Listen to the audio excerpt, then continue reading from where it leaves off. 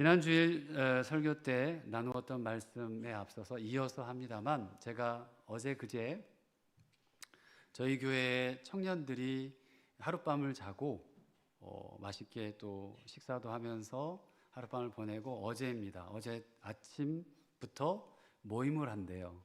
그래서 무슨 모임인가 봤더니 영하 2도인데 축구를 한대요. 그래서 그 전날 심야 기도라고 고민을 엄청 했어요. 내일 같이 가야 되나 말아야 되나. 주여, 얼지 않았으면 좋겠다는 마음이지만 한편으로는 너무 추워서 다 안 가면 나도 안 갈 수 있는데 라는 마음을 가졌는데요. 세상에나 다 간다네요. 그래서 연락을 해봤더니 이미 이제 가서 이제 준비를 하고 뛰고 있는 상황이었어요. 그래서 저도 약속도 했고 또 하고도 싶어서 같이 정말 오랜만에 마이너스 2도인가 3도에 같이 간 거예요. 목사님은 혹시 위험하니까 오지 말라고 이렇게 갔더니 얼어 있고 뭐 눈이 와 있고 다 치워가지고 실외에서 축구를 한 거예요. 근데 어찌나 친구들이 한 15명, 16명 모였는데 너무 신나 보이는 거예요. 거기다 한 3개월 만에 축구를 한다네요. 근데 모였는데 하다가 넘어지기도 하고 또 막 그 장난도 치고 주고받고 하는데 그 모습이 너무 아름다워 보였고 멋져 보였습니다. 그러다가 저도 넘어졌어요. 그랬더니 사회생활들을 다 잘하더라고요. 바로 오더니 바닥을 막 발로 차면서 이 나쁜 놈 하면서 어떻게 목사님을 넘어뜨릴 수 있냐고 그 얼음을 깨고 막 난리를 한 거예요. 그러면서 보는 게, 야, 참 따뜻하고 좋다. 그렇지, 이게 교회지. 왜냐하면 마이너스 2도가 무슨 소용이 있냐? 바닥이 아무리 미끄러워도 무슨 소용이 있냐? 어떤 방해거리가 있어도 함께 모이고 웃고 다시 일으켜 세워주고 넘어지면 이게 교회지 않나라는 생각을 어제 아침에 우리 청년들과 축구를 하면서 생각을 했어요. 지난 주일 때 설교하면서 나누었던 말씀이 교회와 예배였습니다. 오늘 두 번째로 회복에 대한 말씀을 한번 나누고자 합니다. 오늘 본문의 이 느헤미야 공동체죠. 저는 이 예루살렘 공동체를 회복의 공동체라고 말하고 싶습니다. 이들은 성벽만 재건한 것이 아니라요, 신앙의 회복과 말씀과 그리고 그 가운데 무언가를 뜨겁게 일으켰던 회복을 이룬 공동체였습니다. 그 모습은 저희가 지난 주일에 함께 살펴왔던 예배하는 모습만을 보아도 알 수 있습니다. 그런데요, 그게 그냥 된 게 아니더라고요. 회복할 수 있는 조건들을 가지고 있었어요. 조건이 있었어요. 그들은 어떻게 회복의 공동체가 될 수 있었을까? 오늘 그 조건을 보면서 우리 신흥가족 공동체 회복의 길을 또 함께 찾으면 어떨까라는 생각을 해봅니다. 먼저 그들에게 회복의 출발은 말씀에 대한 기대였습니다. 뭐라고요? 말씀에 대한 기대. 여러분들 기대하세요? 하나님께서 주실 말씀에 대한 기대가 있습니까? 말씀을 먼저 듣자고 나선 이들이 백성들이었어요.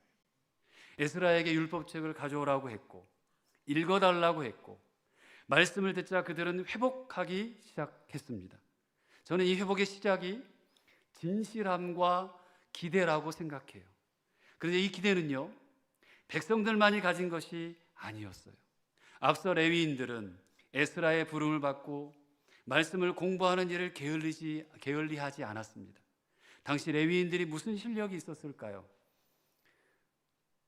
포로로 잡혀가고 그리고 그 가운데 정말 아무런 희망이 없던 시절을 보냈던 사람들.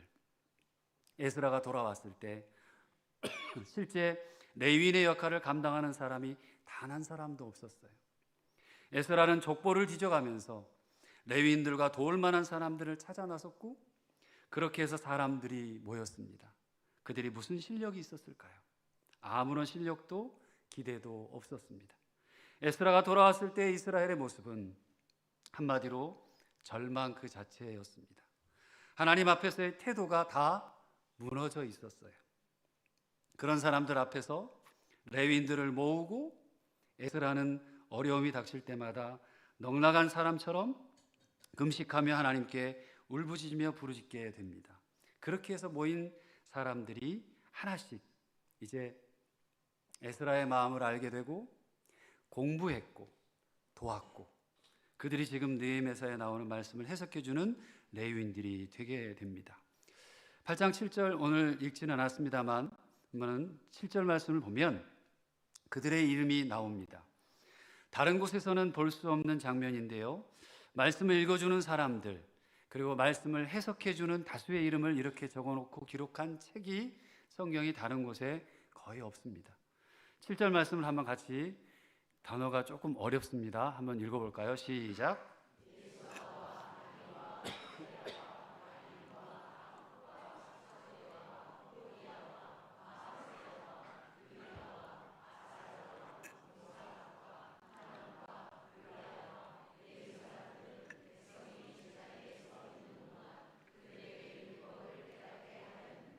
아멘. 잘 읽으시네요. 네, 느헤미야서는 이 레위인들의 역할을 아주 중요하고 소중하게 기록하고 싶다는 것을 분명히 보여주는 텍스트 말씀 중에 하나입니다. 그들이 백성들 사이사이에 끼어서 말씀을 제대로 알지 못하는 사람들에게 하나하나씩 가르쳐주고 해석해주는 장면이 굉장히 아름다워 보였습니다. 백성들이 말씀을 제대로 이해할 수 있었던 것은 다 그렇게 준비된 레위인들의 헌신 때문이었던 것이죠. 저는 우리 신흥가족 공동체가 바로 이런 공동체가 되기를 소원합니다. 모든 목장마다, 모든 부서마다, 모든 기관마다 하나하나 가르쳐주고 또 해석하면서 교회 모든 소그룹들이 부흥하는 소망을 꿈꿔봅니다. 그리고 기대하게 돼요. 기대 안 되세요? 옆에 분에게 이렇게 인사합시다. 당신이 기대됩니다. 시작. 당신이 기대됩니다. 여러분, 그렇게 다 무너진 것 같은 절망 같은 상황에서 레위인들이 가진 마음도 기대였습니다. 에스라가 돌아와서 그렇게 애타게 사람을 찾아다니고 말씀을 다시 하나님 신앙을 회복하기를 원했던 그 간절함이 레위인들의 마음에 감동을 주었을 것입니다. 그리고 그들은 다시 회복될 하나님의 말씀, 하나님의 통치를 기대했을 거예요. 나로부터 시작될 그 기대와 소망이 레위인들을 다시 하나님 말씀 앞에 서게 했을 것이고 그들이 그렇게 먼저 회복되었어요. 그리고 그 기대가 백성들에게 이어지게 된 것이죠. 그 기대하는 모습이 오늘 본문의 백성들에게서도 보여지는 거지요. 교회라는 곳에 내가 무언가를 알고자 혹은 얻고자 기대하는 마음으로 와 있는 것과 그냥 앉아 있는 것의 차이는 너무 큽니다. 바라고 소망해야 마음이 움직입니다.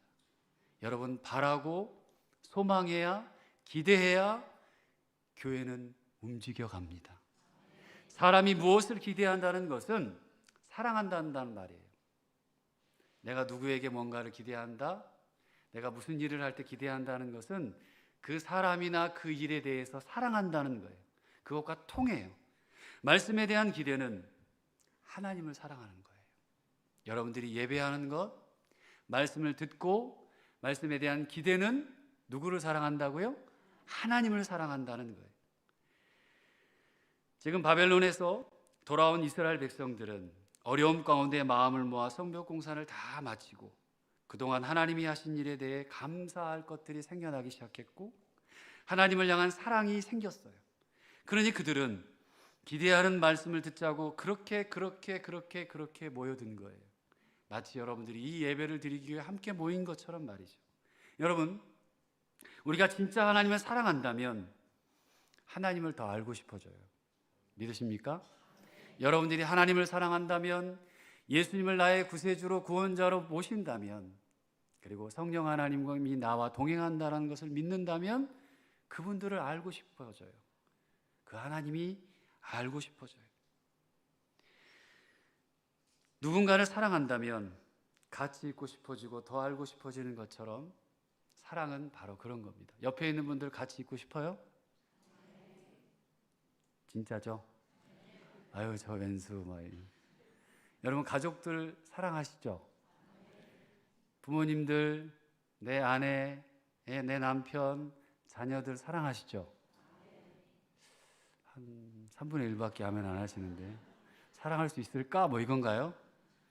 설도 보냈는데 가족을 사랑하기에, 또 부모님들을 사랑하기에 보러 가고 배우러 가고, 아직 뵙지 못하는 분들은 또 시간을 내서 뵈러 갈 거고, 또 병원에 계신 또 가족들이 있으면 거기를 찾아가고. 이유는 하나예요. 사랑하기 때문에 그래요. 우리 공동체가 서로 사랑했으면 좋겠고, 같이 있고 싶어지는 공동체였으면 좋겠고, 그리고 교회는 그것을 기대하는 공동체였으면 좋겠습니다. 사랑하는 여러분, 이제 내가 먼저 기대하고 여러분들 한 분 한 분이 소망을 가졌으면 좋겠어요. 하나님 말씀에 대한 기대가 있었으면 좋겠고, 예배에 대한 기대가 있어야 합니다. 그래야, 따라합시다, 그 자리에서 회복이 일어난다. 할렐루야. 기대가 없다면 회복은 없습니다. 그래야 우리 신흥 가족이 진짜 다시 시작하는 공동체가 될 수 있습니다. 저는 에스라가 처음 그 무너진 예루살렘의 말씀과 신앙을 회복하기 위해 온 마음을 쏟았던 것처럼, 그렇게 진짜 저 또한 간절한 소망을 가지고 우리 성도님들과 일어서고 싶습니다. 그 기대를 꺾고 싶지 않습니다.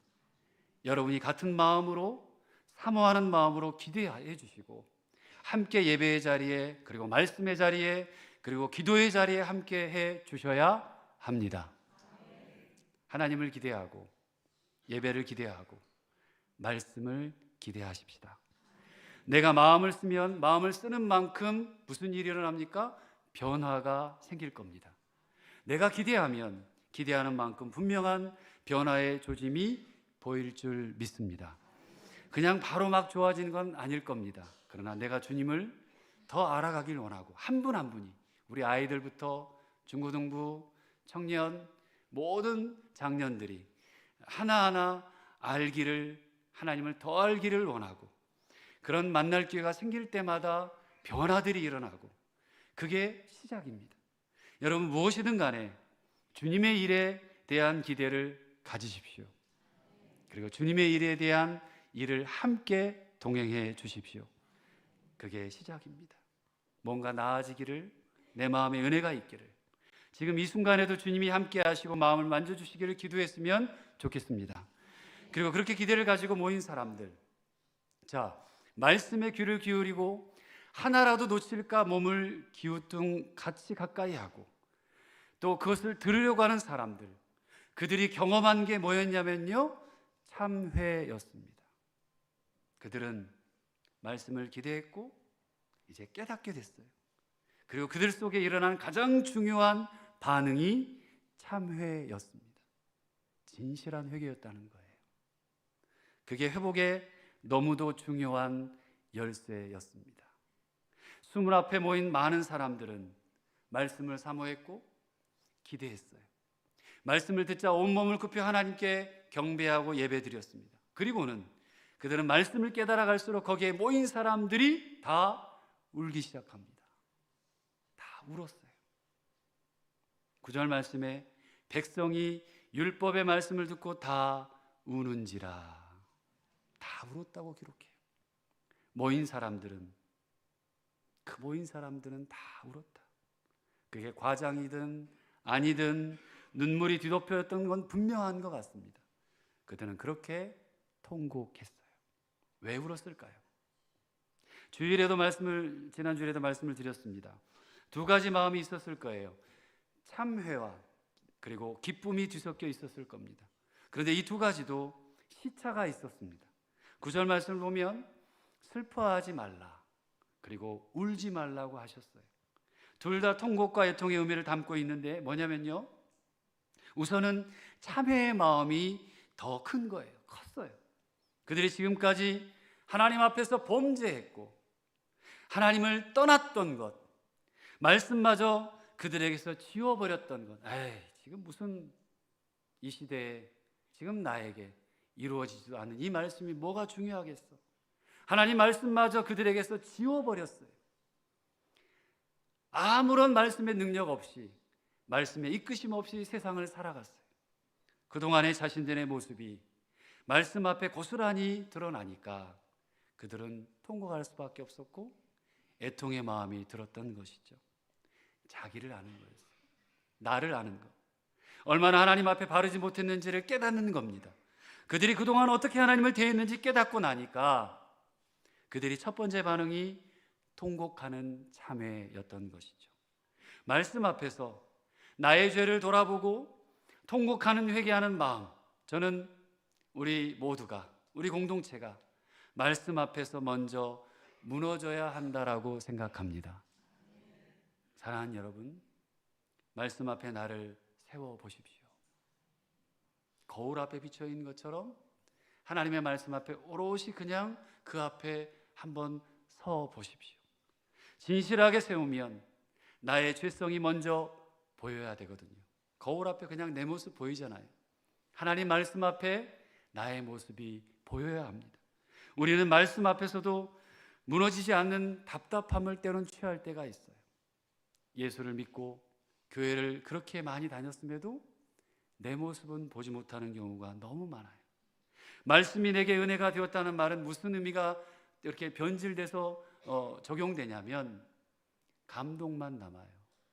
감동만 남아요. 그리고 감동이 있는 것만 나에게 주시는 것 같아요. 감동은 때론 스토리는 남지만 또 나에게 터치해 주셔서 또 감정이입도 될 수 있지만 내가 어려움 중에 받는 위로가 있기도 하지만 근데 진짜 말씀 앞에 나를 내어놓고 말씀 앞에 나를 발가벗겨 놓고 진실하게 반응하는 모습은 갈수록 우리에게서 찾기가 너무 어려워졌습니다. 그렇게 예배를 통해서도 말씀 앞에서도 심지어 십자가 앞에서조차 나의 죄성을 보지 못하는 것이 우리의 모습이 되어버렸습니다.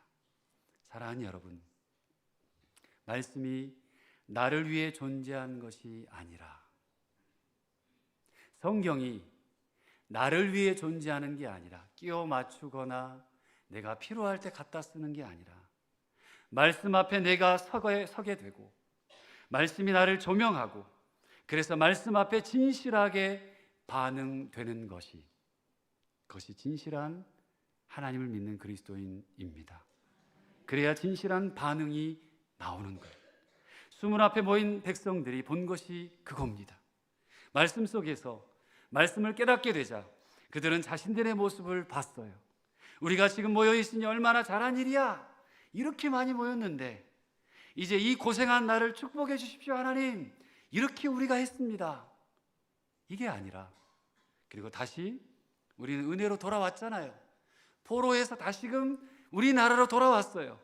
그리고 성전까지 건축했어요.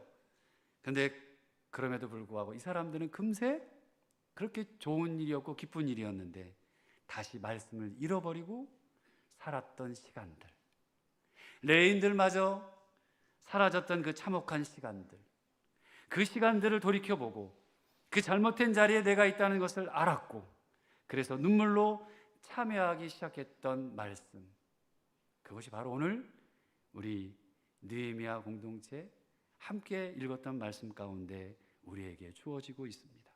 그들은 그 참회의 순간에 너무도 초라한 자신들을 보았을 거예요. 자신들의 연약함을 보았을 거예요. 하나님 앞에서는 아무것도 아닌 존재인 자신들을 보았을 거예요. 아하, 우리 힘으로 할 수 있는 게 없구나. 하나님이 계셔야 되는구나. 하나님이 움직여 주셔서 이렇게 우리를 이곳까지 인도하셨고 함께 할 수 있는 이 시간들을 우리에게 주셨구나. 이제 자신들이 그래도 우리는 예루살렘까지 돌아온 사람들이라는 자부심보다 그럼에도 여전히 그렇게 무너질 수밖에 없었던 그 참혹함을 보았을 거예요. 그리고 그렇게 무너진 곳에서 참회를 시작했던 것이죠. 이게 진정한 회개입니다. 그저 피성적인 회개는 우리가 수없이 했어요. 어떤 사건을 두고 어떤 행위를 두고 하는 회개는 지금도 늘 합니다. 근데 대개의 경우 예수 믿는 사람들이 하나님 앞에서의 진짜 나의 모습, 야, 너 왜 저래? 아이고, 누구는 왜 저럴까? 왜 저렇게 말하지? 왜 저렇게 행동할까? 다른 사람이 아니라 하나님 앞에서 나의 모습. 내가 얼마나 수없이 잘못된 마음과 태도로 살아가고 있는지를 보는 것에서부터 회복은 시작됩니다. 내가 하나님을 대하는 태도가 어떤가?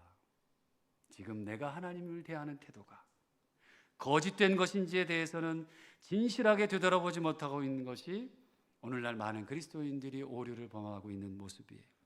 이런 우리에게 오늘 함께 읽었던 느헤미야 공동체는 진짜 회개가 무엇인지, 회복이 무엇인지를 보여주는 겁니다. 그리고 그때 진정한 회복이 시작되는 것도 보여줬어요.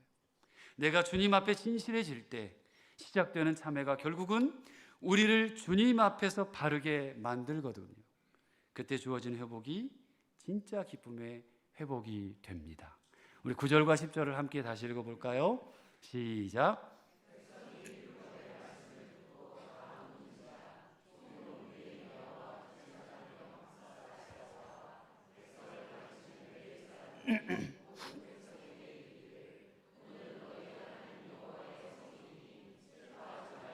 울지 말라 하고 느헤미야가 또 그들에게 이르기를 너희는 가서 살진 것을 먹고 단 것을 마시되 준비하지 못한 자에게는 나누어 주라. 이날은 우리 주의 성일이니 근심하지 말라. 여호와로 인하여 기뻐하는 것이 너희의 힘이니라 하고. 아멘.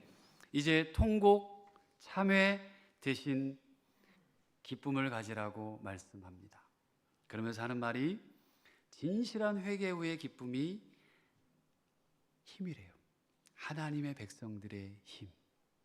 마지막에 두 줄 여호와로 인하여 기뻐하는 것이 뭐라고요?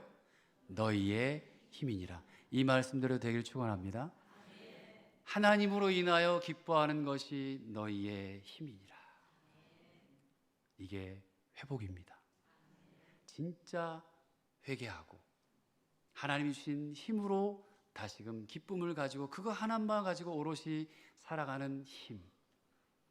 참회 후에 이제 자유하고 기뻐하는 것, 이제 하나님을 하나님으로 대우하고 섬기겠다고 고백하는 것은 자신들의 가장 깊은 죄악과 연약함에서 다시 보게 된 하나님. 하나님, 우리가 이렇게 살았네요. 하나님, 우리가 잊어버렸네요. 하나님 말씀을 다 버려버렸네요. 그와 상관없이 우리의 인생이 내 마음대로 살아왔네요. 그 모든 것을 다 내려놓고 다시 보게 된 자신들의 모습 가운데 하나님이 함께 하셨던 놀라운 일들을 고백하는 것. 여호와로 인하여 기뻐하는 것이 너희의 힘이라. 12절 말씀 마지막으로 읽겠습니다. 시작. 모든 백성이 곧 가서 먹고 마시며 나누어 주고 크게 즐거워하니 이는 그들이 그 읽어 들려준 말을 밝히 알미라. 아멘. 이제 그들은 완전한 회복을 맞게 됩니다. 말씀을 다 이해하고 깨닫고 이제는 잔치를 벌이는 기쁨으로 다시금 일어섭니다. 우리 신자들의 회복, 성도들의 회복은, 그리스도인들의 회복은 이렇게 이루어지는 것입니다. 사랑하는 교회 여러분, 우리는 아무것도 자신할 것이 없는 존재예요. 자신할 것이 없을 뿐만 아니라 진짜 회복은 내가 아무것도 아니라는 것, 하나님의 은혜 안에 머물러야 한다는 것, 그저 안에서 나의 이 초라한 죄성을 보고 나서야 회복할 수 있다는 것을 깨달아야 합니다. 신앙마저, 우리의 신앙마저, 십자가 앞에서의 신앙마저도 자신감으로 하려고 하지 마십시오. 우리는 하나님 앞에 아무것도 아닌 존재입니다. 결국 안 돼요. 그런데 될 수 있는 게 하나밖에 없습니다. 내가 하나님 앞에 회개하고 그분을 의지하고 그분의 십자가를 붙들 때, 그때 우리 주님 놀랍게도 역사하시고 힘과 능력을 허락하실 줄 믿습니다. 사랑하는 여러분, 진정한 예배자가 되어서 하나님을 하나님으로 대우해 주십시오. 하나님을 모른다 하지 마시고 필요할 때만 하나님을 찾지 마시고 매일매일의 삶에 하나님을 대우하시고 하나님 앞에 선 것처럼, 진실한 회복은 말씀 앞에 진실하고 열린 마음으로 섰을 때 일어날 수 있습니다. 내가 그 말씀 앞에서, 십자가 앞에서 무너지고 난 다음에야 일어날 수 있습니다. 나의 모든 자존심 또한 하나님 앞에서 무너질 때 일어날 수 있습니다. 우리의 무엇으로 하지 말고 그저 예배와 말씀을 기대하시고 바로 서고 깨닫겠다고 결단해 주시고 그 자리에서 진실한 참회로 내가 완전히 무너지고 고백되어진 그곳에서부터 회복을 시작하는 우리 신흥가족 모든 공동체 되시기를 주님의 이름으로 간절히 소망합니다.